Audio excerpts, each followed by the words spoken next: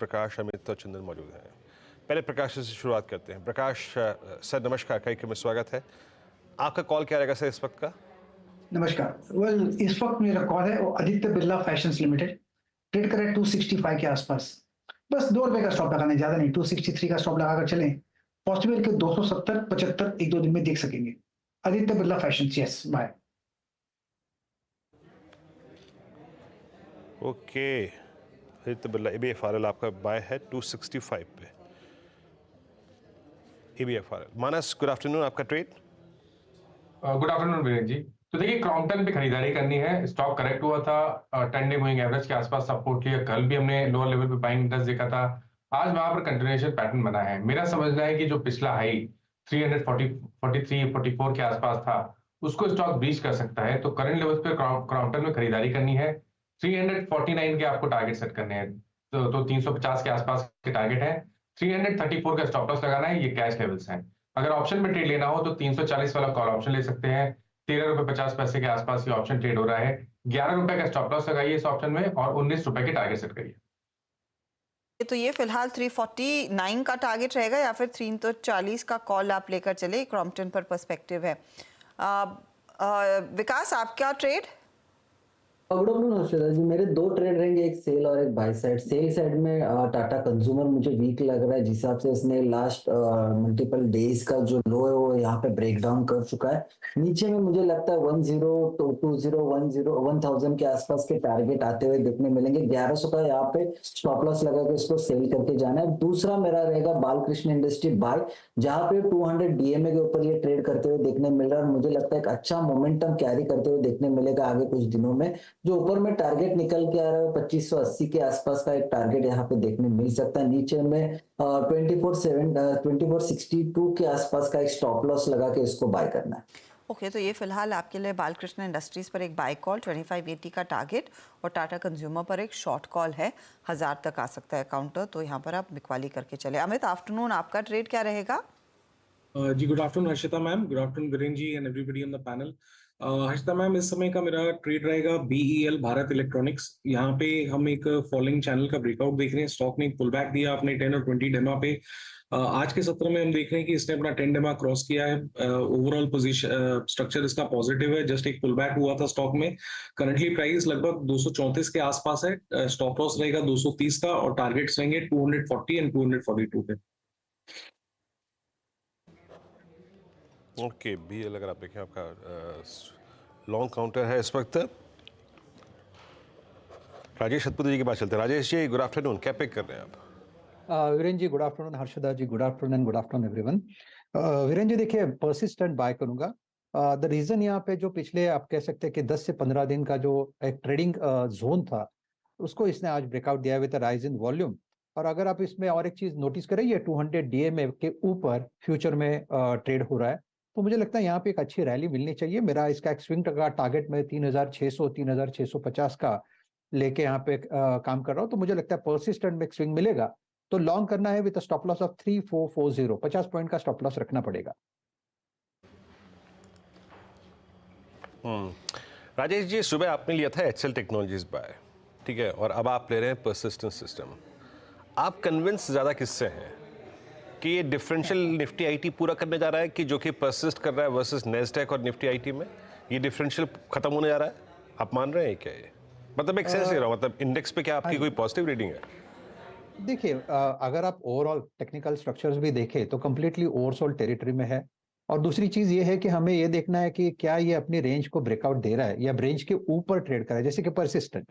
तो अगर आप दो ले, HCL टेक्नोलॉजीज एंड परसिस्टेंट, दोनों मेरे फेवरेट है, लेकिन परसिस्टेंट में क्लैरिटी दिखती है कि ये अपनी रेंज को तोड़ के 200 DMS को तोड़ के ये ऊपर आ रहा है। तो कहीं ना कहीं लगता है कि परसिस्टेंट लीड करेगा। लेकिन अगर परसिस्टेंट लीड करेगा तो counters like HCL technologies, counter like tech Mahindra, जो अपने इंपॉर्टेंट मूविंग एवरेजेस के ऊपर कंफर्टेबली बैठे हैं, भला उसमें आप कह सकते हैं कि इंट्राडे थोड़ा बहुत फॉल आता है, लेकिन वो एब्सॉर्ब होता है। That is more important. और इसलिए मेरा थोड़ा फोकस जो है मैंने IT पे रखा है। ओके, देखिए, किसी भी चीज़ का लॉजिक समझना ज़रूरी है। और सुबह एक completely I think different trajectory से राजेश जी ट्रेड लेके आए HCL टेक्नोलॉजीज, और वो एक अच्छी कॉल थी। जरा प्लीज़ HCL टेक्नोलॉजीज का चार्ट लेके आइएगा। सुबह मेरे ख्याल से 10 का दमदार ट्रेड में था या फिर ये करीब 9:45 के आसपास ट्रेड राजेश जी ने पिक किया था और वो ट्रेजेक्ट्री होगी 1334, अब 1336 पे ट्रेड करता है। एंड परसिस्टेंट के साथ अच्छी बात यह है कि बिल्कुल सही कहा राजेश जी ने, 200 डे में रीगेन हुआ and it's now trying to strike 20 day exponential moving average. Reasoning थी उसके पीछे। चलते हैं गौरांग जी के पास। अब गौरांग जी नमस्कार, कार्यक्रम में स्वागत है आपका। गौरांग, एक बार फिर से आज प्रेशर मार्केट्स पे और शायद ये परसिस्ट करे ही, बट आपका पिकिंग ऑर्डर में आज क्या अपीयर हो रहा है, कन्विक्शन ट्रेड आपका? धन्यवाद वीरेंद्र, आप सभी को प्रणाम और शुभ दिन हमारे तरफ से। तो पिछले महीने माफ कीजिएगा, भारतीय हेक्साकॉम का आईपीओ आया था। 570 के आसपास का उपला स्तर था जहां पर शेयर दिए गए। तो आईपीओ नोट तब हमने इस पर निवेश करने की राय दी थी। मौजूदा परिस्थिति में करीबन 950 के पार मेरे ख्याल से भारतीय हेक्साकॉम का शेयर कामकाज कर रहा है। और जिस प्रकार से रुझान हमें लग रहा है पूरे सेल्यूलर सर्विस प्रोवाइडर क्षेत्र का, यहाँ पर खरीदारी की राय बनती है हमारी। और ये मैं बुनियादी दर के आधार पर लंबी अवधि के लिए बात कर रहा हूँ। और लक्ष्यांक के रूप में मेरे ख्याल से अगर कारोबार और नतीजे और जिस प्रकार से आरपूस बढ़ने की बात चल रही है वीरेंद्र, मेरे ख्याल से 1200 के पार जाने की पूरी संभावना लगती है। सो एंड बियॉन्ड के लेवल्स भारतीय हेक्साकॉम में आते हुए दिखाई देंगे। क्या आप इतने ही बुलिश भारतीय एयरटेल पर भी हैं इस समय गौरांग, या फिर हेक्साकॉम ज्यादा बेहतर ट्रेड दिख रहा है? अगर बच्चे पे भरोसा है तो फिर माता पिता पे तो भरोसा होगा ही हर्षदा। भारतीय एयरटेल पर भी खरीदारी की राय है, काफी लंबे से रही है हमारी। और ये थोड़ा अफ्रीका ऑपरेशंस को लेकर के थोड़ी मायूसी है, वरना अगर आप स्थानीय मार्केट में कारोबार देखें भारतीय एयरटेल का, तो मेरे ख्याल से किसी भी तरह की चिंता करने की बात नहीं। और मेरा मेरा निजी आकलन कहता है हर्षदा कि कम से कम 10-15% का इजाफा आपको आने वाले भविष्य में आरपूस के रूप में आता हुआ नजर आएगा, जिसकी हर्जाना हमें और आपको भरना पड़ेगा। इनफैक्ट मैं एक रिपोर्ट पढ़ रही थी जो 25% की बात कर रही है पोस्ट इलेक्शन। लेट्स सी कहां पर आता है वो मामला। अमित, भारतीय एयरटेल एक स्टॉक जो हमने काफी पहले भी डिस्कस किया है डिटेल में, अब नियरली 1300 के आसपास इसकी वापसी हुई है। आज 1313 इसका डे हाई था और जेफरीज हो, मॉर्गन स्टैनली हो, सब खरीदारी की राय दे रहे हैं। अगला पड़ाव क्या रह सकता है चार्ट्स के आधार पर? जी मैम, भारतीय का अगर स्ट्रक्चर देखें तो पिछले 9-10 दिनों से ये एक रेंज में कंसोलिडेट कर रहा है। नीचे में 1270, ऊपर में 1300। In spite of all the market volatility इसने अपने लेवल्स 10 और 20 काफी अच्छे से मेंटेन किए हैं। आज के सत्र में in the starting of the session हमने यहाँ पे एक स्ट्रॉन्ग मूव देखा था, लेकिन थोड़ा सा गेन इसने गिव अप कर दिया है।